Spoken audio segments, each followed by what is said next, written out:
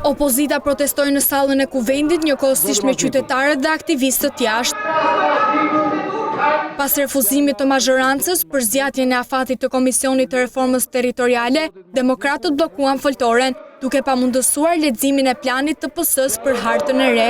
5 minuta pushim derisa të lirohet foltorja. 4 ndërprerje nuk sollën qetësi, ndërsa mbërritja e kryeministrit Edi Rama në sallë bëri që demokratët të ashpërsonin retorikën dhe veprimet. Në këtë situatë, socialistët vendosën të kalonin drejt për drejt në votim.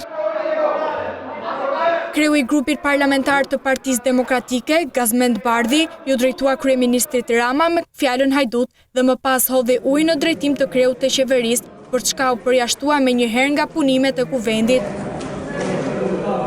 Mes protestës dhe thirrjeve të demokratëve, socialistët votuan 7 projekte rezoluta të institucioneve kushtetuese, 2 akte normative dhe 15 projekt ligje për të cilat nuk pati diskutime. Ndërkohë, Ismail Shehu u zgjodh kryetari i Komisionit të Prokurorimit Publik. Projekt vendimi miratohet. Jashtë Kuvendit, Sali Berisha akuzoi kryeministrin për groposjen, siç tha ai, të reformës territoriale. Varrosi një punë, një vjeçare, serioze.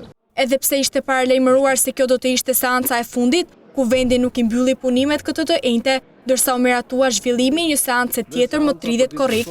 Seanca e radhës do t'ju njoftohet